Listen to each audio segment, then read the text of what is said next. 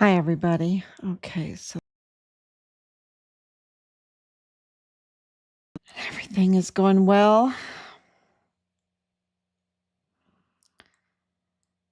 and I'm very sorry coming on very late. We're burning the midnight oil. It can't be helped. It really can't. There is so much going on. Um, and I know everyone knows what I mean because it is absolutely the news cycle is so fast. And but we're going to talk about, we're trying to stay focused on Richard's case. And really analyze everything coming out from this investigation of the assassination of Charlie Kirk. It's very, very, very important because it reveals so much, so much. And then, of course, Director Kash Patel on the Hill today was so important. Absolutely just jaw-dropping information coming out. And then, of course, in the war room with Steve Bannon, again, jaw-dropping information coming out of Texas, out of Utah, corroborating everything that we've been saying for years about this Mormon faction, this common denominator in our son's case, now being revealed, nationally, and in this investigation into the assassination of Charlie Kirk. And, of course, that connects with the assassination attempts on President Trump. And of course, on our son's taking of life. Is it the assassination culture? We say it is. We say it is the assassination culture. And who is behind this assassination culture? And how should they be held accountable for what they have done? Okay, so this is because this is not something that is random. It is not a lone shooter, right? Patrick Crusius wasn't a lone shooter. And that's what they were trying to hide. They were trying to hide the assassination culture. They were trying to hide the multiple shooters. They don't want to get to the bottom of this. And we'll be talking about that right now. Let's see if I can just make sure that everything is working because I just feel like I'm on fire. I feel like I'm on fire. I can hear myself because everything is coming together. So, and I know it's early in the morning. We have it 1 a.m. right now on September 17th, 2025. Um, it just can't be helped. And I hope that everybody can share this for everyone to watch this. It's so important. This is day 1872 since Richard was forcibly removed from his barracks room on Fort Bliss. His life was taken from him brutally. And the cover-up is so gruesome. And it all is his whole chain of command.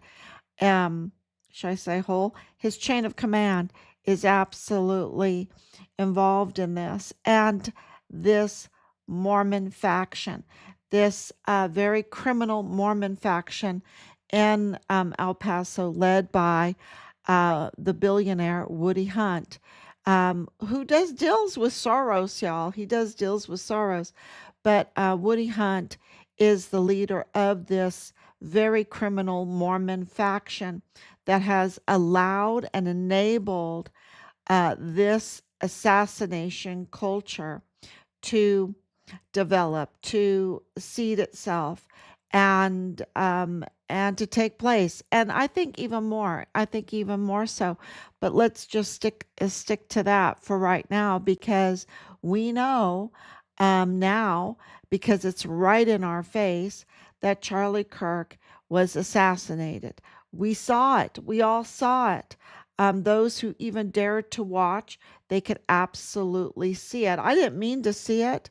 I was with family and was having a glorious day, and went into the van and said, "Okay, I better look at the phone. I better look at the phone and see what's going on." I I turned my phone on, and there it was. Someone had sent me the video of the assassination of Charlie Kirk. It was right there in front of my eyes. Didn't even have time to look away. And I was absolutely, I thought it was like AI that someone was, how they've done uh, with President Trump, with so many terrible, terrible things with President Trump. I thought somebody did that with Charlie Kirk. And I searched real quick. It didn't take me but a minute. I knew, and of course, more people contacting me knew that there was no way that he survived that. Um, my husband is a physician assistant. There was no way that he survived that. But I did post that he was, what the media was saying, in critical condition, praying that we were wrong, that the media was right. But the media, the media is not really, trustworthy, right? And we knew. Um, Minutes later, we posted that, the official statement, that he was indeed assassinated. And more and more information is coming out from that. It took us hours, uh, which in the past probably would have taken us days, but it took us hours just because we have so much information now from 5 years of investigating the Walmart mass shooting, of course, our son's case, and many other cases that, we could quickly gather ourselves and know what we needed to do in this emergency. And this is an emergency. This is a national emergency. And we knew what to expect from President Trump and his administration. They exceeded. They exceeded what we were expecting. They were just absolutely so fast in putting everything together, and the FBI just amazingly fast putting everything together. Of course, because this is so intertwined with our son's case, I don't think that they, um, you know, had a difficulty. Thank you, Laura, for coming on. Laura says, "Please know that we have been oppressed for 2 years and now they are going to kill me and take my children. Many people have proof, and also all that I have been posting on Facebook, since we aren't sharing the point." Stay very visible. Keep posting, Laura. This is what I can tell you, because we do live in an assassination culture among this faction, right? Anybody that's a truth teller, anybody that's a whistleblower, and stay very, very visible all the time. Make sure that you are constantly writing letters, constantly posting, constantly out there. Okay, do not go into hiding. Is what we do. What we do. You have to do what you need to do, but we don't go into hiding. We absolutely stay visible all the time. Um, because and of course, um look at Charlie Kirk. He stayed visible all the time, um and he had security. This was absolute message, a message of fear, but we don't operate from a position of fear in our family. In our family, we don't operate from a position of fear. We operate from a position of victory. and the information. Just think, go back and look at our very first videos. I know that Facebook has taken so much of them down. Um, and maybe you can find them on YouTube. Um, we're on X, we're on Rumble. Uh, but, you can see that we absolutely, the distance that we have come, what we have uncovered is just huge. Huge. It is like the Titanic on steroids. It is so big. It is so big. And it is going down. It has hit an iceberg. It is going down. This criminal Mormon faction, and I don't want to put them all in one bag. I'm just saying this criminal Mormon faction has hit an iceberg. And that's due to um, and I believe this is true for our family's information, our investigation. Our investigation, our charts, our videos, every step that we did, everything that we do, all of the letters that we write. When you write, and this is something as a teacher, I know for a fact, is if you write, if you create poetry, if you create lyrics, if you put that lyrics to music, if you create a meme or paint a picture, or you're writing a letter and you're writing in your journal and you're writing notes and you're discussing with people and you're in discourse with people, you will, and you put charts up, charts and timelines and absolutely calendar events. When you put these things up, pictures, we have pictures of the main suspects and everyone else that we can put up. When you put a face to it, when you put a chart to it, you absolutely see more clearly the this uh, criminal Mormon faction and what they have done. And our evidence points to the billionaire Woody Hunt. If you look at the financials, then you understand. And he has so much. I mean, he just rules over El Paso, and El Paso should not have any hundreds of thousands of children being trafficked.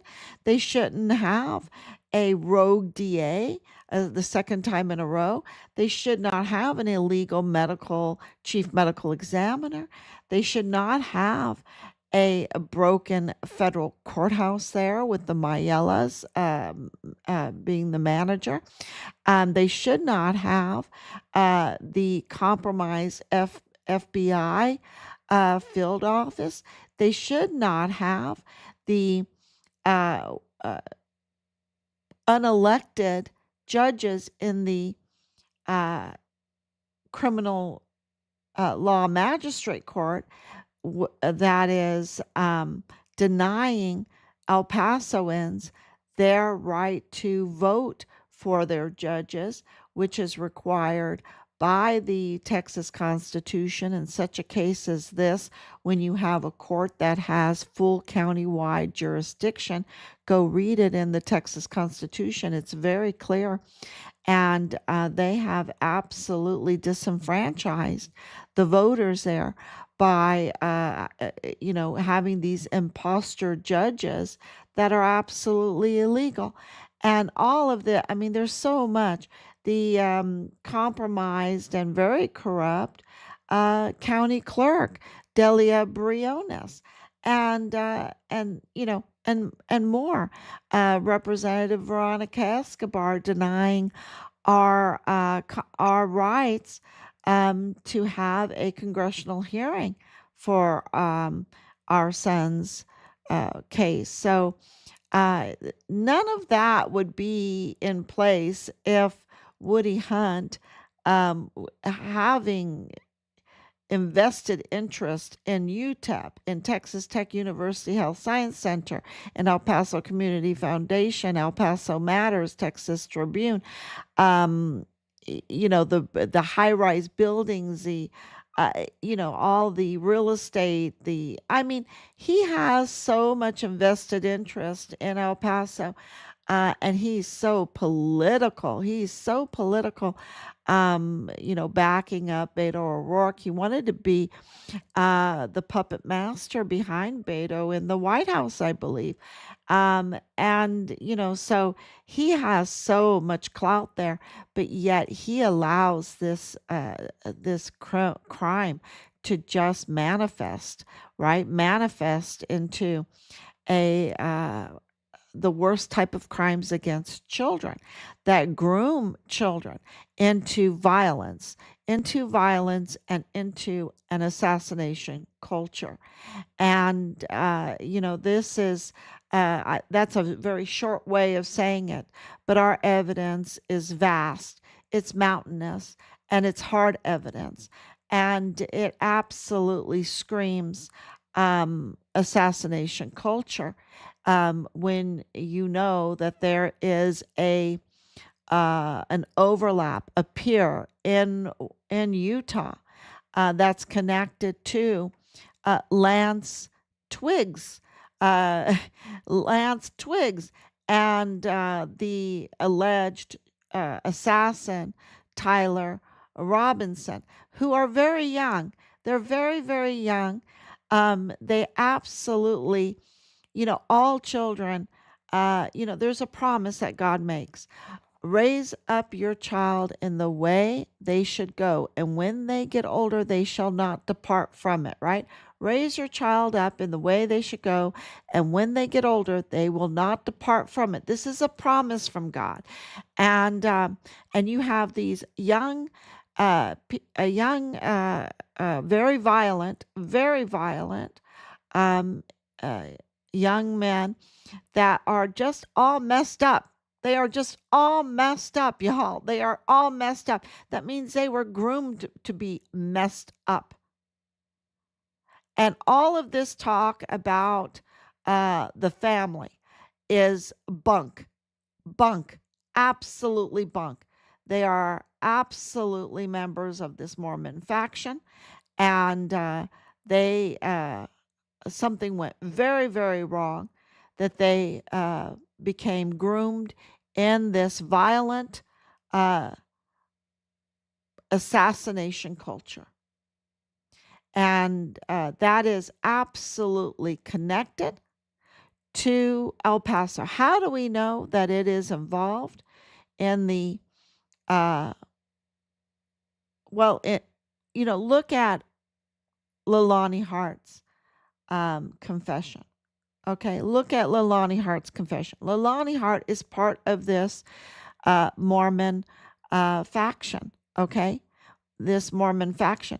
And she turns in a notarized affidavit. And I know I don't have to say notarized, but I'm saying it's very official. And we have the numbers. We have the CID number, the file number, and we have the FBI file number. Why? Because she was bragging about it. It was floating around El Paso.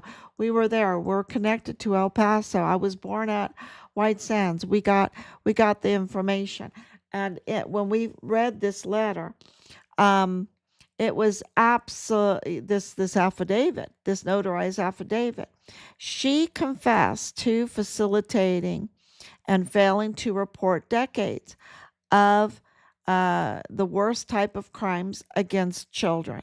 Okay, the worst type of crimes against children, and more, and facilitating that, even subjecting her own children, subjecting her friends' children to it. Very sick stuff, very, very sick stuff.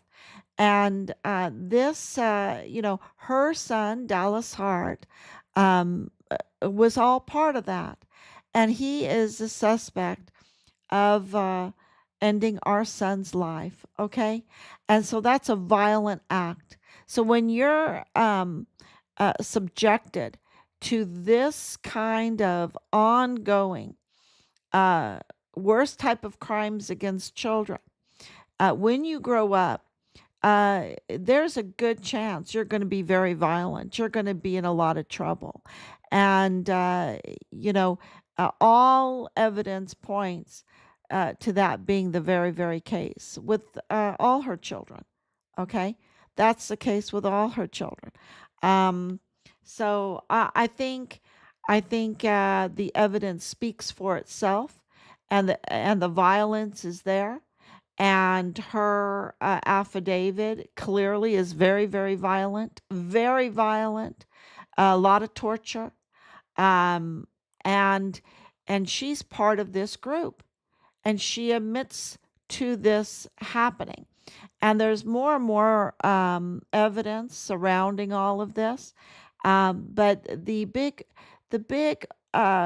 mention that I want to talk about tonight is the two other individuals that facilitated all of this.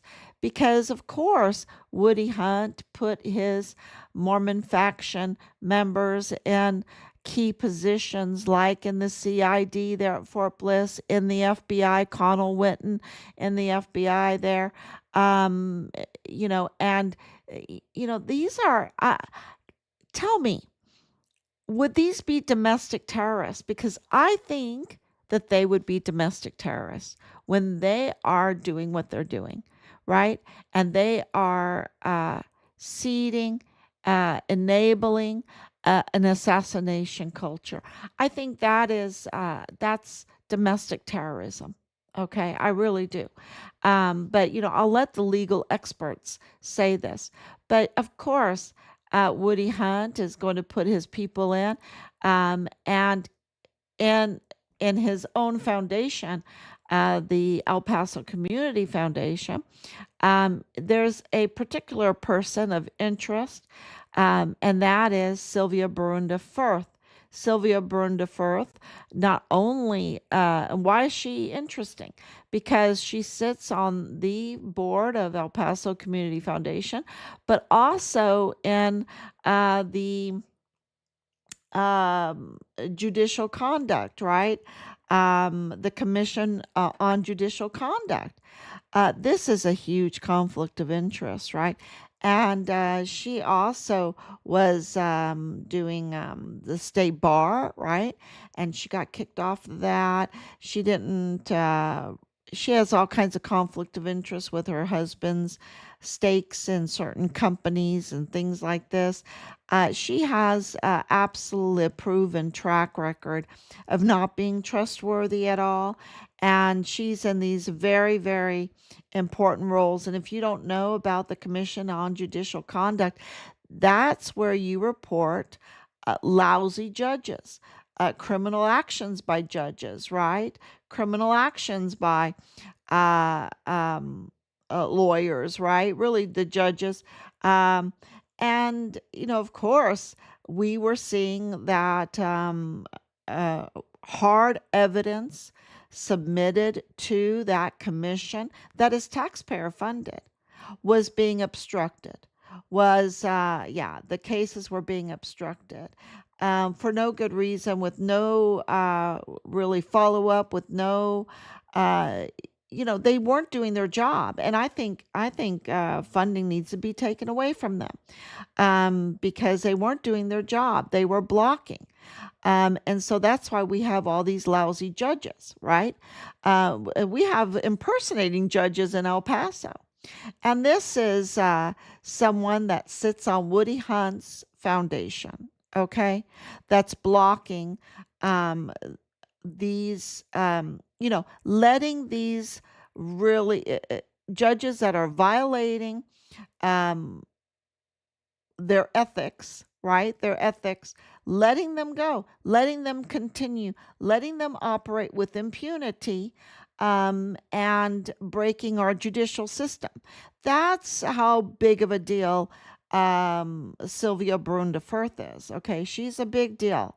And now, um, it gets even worse because she was colluding, conspiring with, of course, El Paso Community Foundation, operates El Paso, is the parent company of El Paso Matters.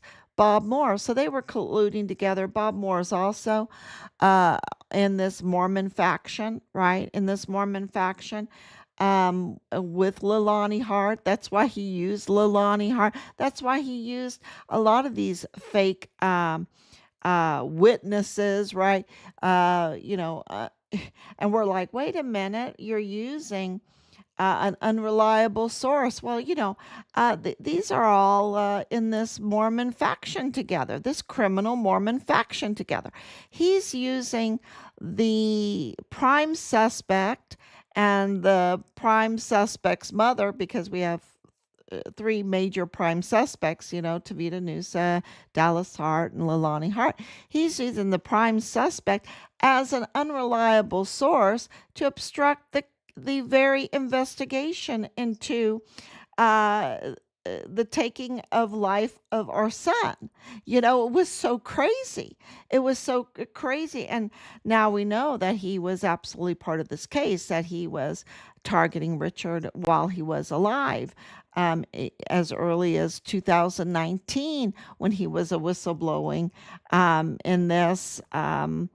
And they were trying to compromise him. They were trying to discredit him, and they failed. And so this assassination culture took action, and our son's life was taken.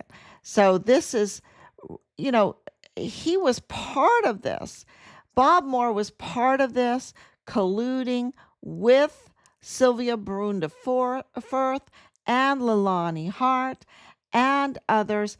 And they are all, the puppet master is Woody Hunt, the billionaire Woody Hunt. He is he's the big fish in all of this. And there's a couple others, right? There's some more. And his peer is the family of Lance Twiggs. Lance Twiggs in Utah, the the roommate. I'm just going to say that. I'm not going to say more. Roommate of the alleged assassin of Charlie Kirk. And so, when the attempts on President Trump came about, and we were looking into them, and I said on this live stream that they're connected, that these attempts are connected. It's the same group. And now, um, there's undeniable um, evidence that this is the same group. And so now we're getting from Steve Bannon. That was amazing today. We're very grateful. If you haven't listened to what he's saying, listen to him. Steve Bannon on the War Room. He absolutely pointed this out, that there's something very, very wrong in Utah, and the inside of the Mormons. It is a woke fashion there, that there is grooming going on. Those are my words, grooming going on.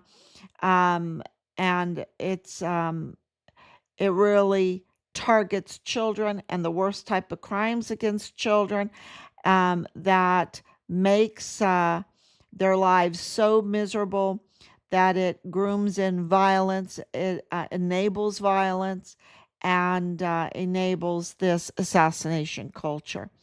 And now, with more eyewitnesses, this is being confirmed and corroborated.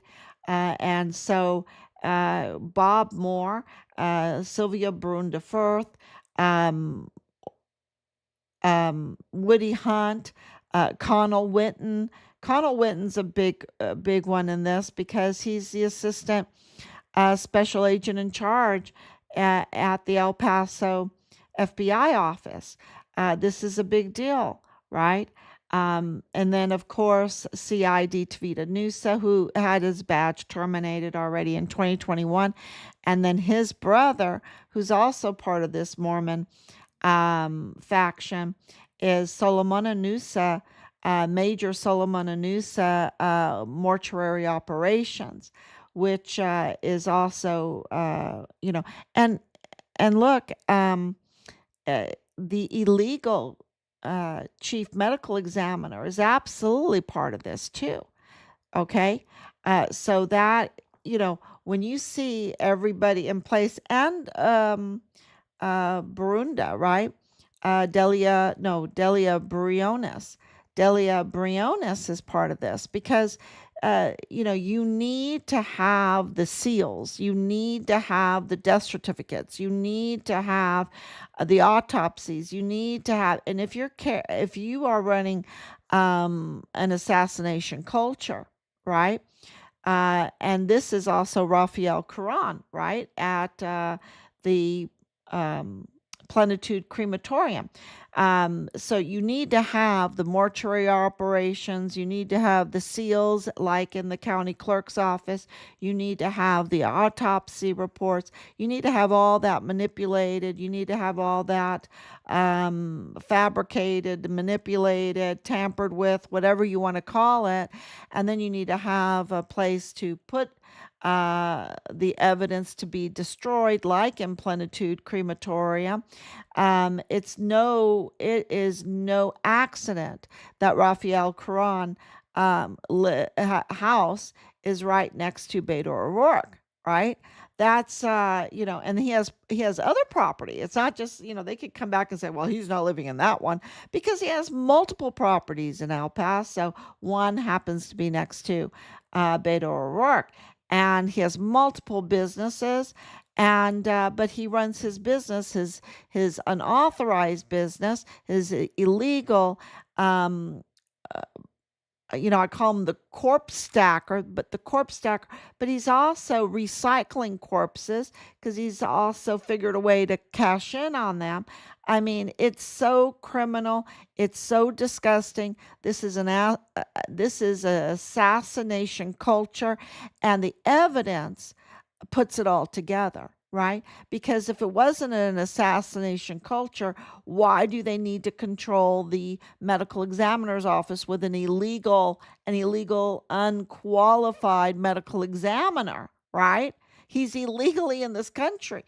And then why would they need to control the county clerk's office? They have to have the seals, right? They have to have someone that does the 2028 stamp, right? The 2028 stamp, the tampering, the clear tampering, even with the DA's office on all the paperwork, right?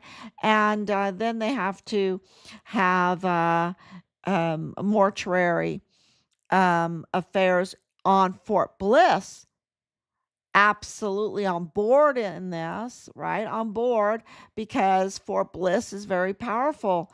So not only, so everything, and then they have to have the law enforcement, right? Like Manny Chavira, um, like those in the Texas Rangers that are absolutely compromised, um, Patrick Brookshire, who is that's, oh, and then of course you have to have places like Dreams Cabaret, right? Dreams Cabaret, the hub, where Leilani Hart was getting her mail, and they are absolutely in this Mormon faction. So this is very clear. It's all coming together.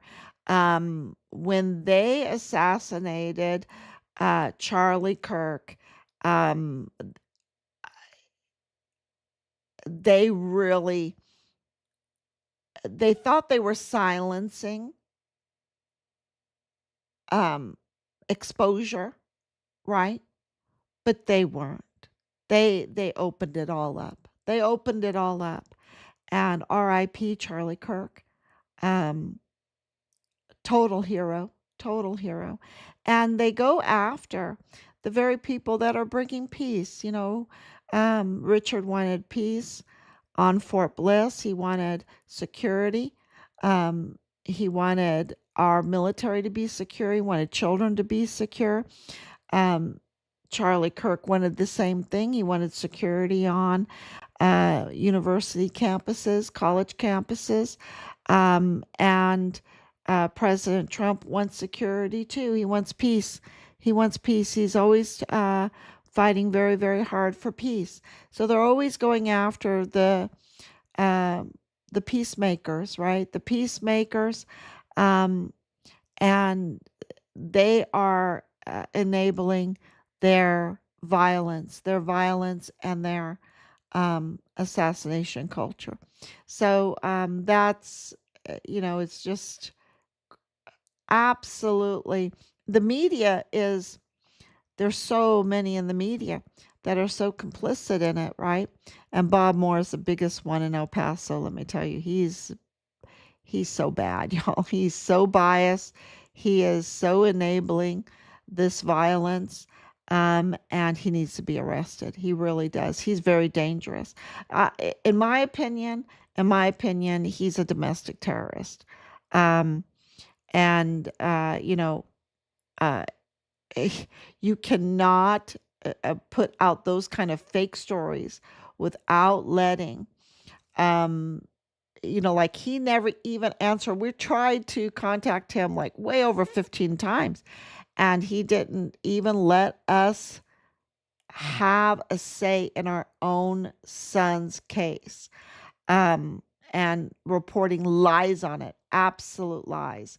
Uh, it's so bad when someone makes those kind of accusations, right? And twist. He's really good. He knows how to twist words, twist them um, to do a psyop on people so that they think a certain way that is a lie.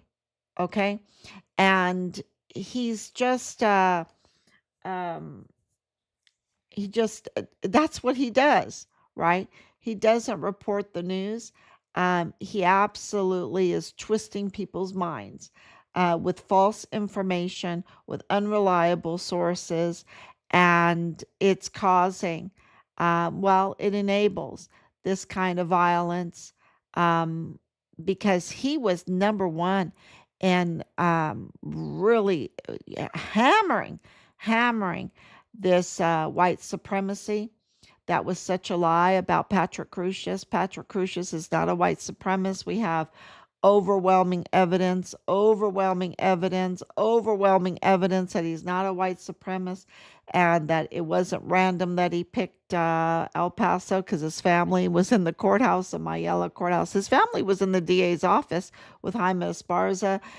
His family was in the FBI office with Connell Witten. His family was in Walmart cybersecurity. So no, Patrick Crusius wasn't a lone shooter. No, this wasn't random. No, he wasn't a white supremacist.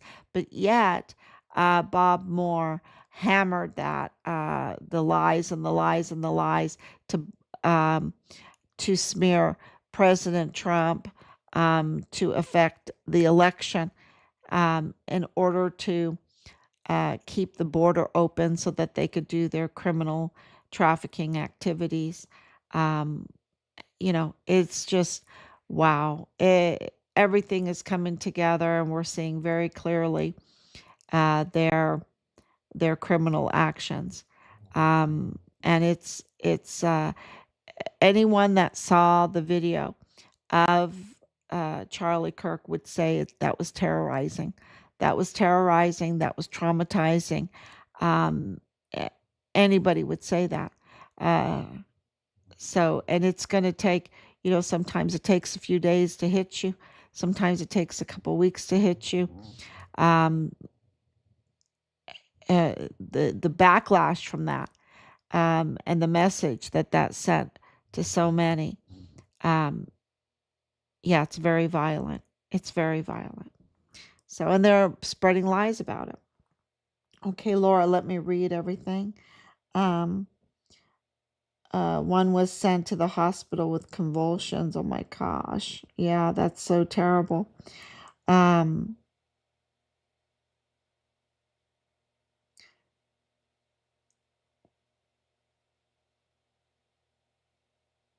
yeah, illegal. Oh, yeah. She was saying that exactly. We have illegals holding very well high end paying jobs.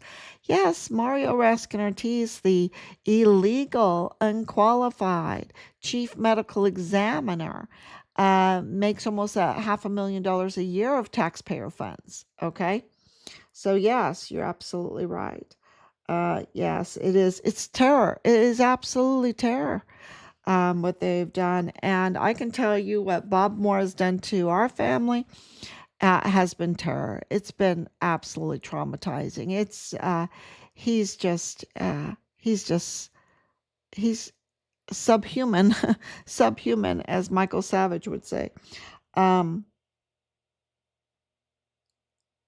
so, yes. Oh, family and father, my kids have friends. Yes. So, I just want to say thank you so much for all the information, for all the sharing.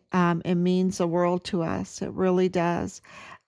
Because we are um, wanting our son's remains and we want to get accountability. And, uh, and we see the bigger picture in this to save our country. We absolutely see that. This is we're very grateful that you are joining us in this pursuit for justice, for what is right, by sharing, sharing, sharing, and sending us information. Thank you so much. God bless you, and I will be back tomorrow.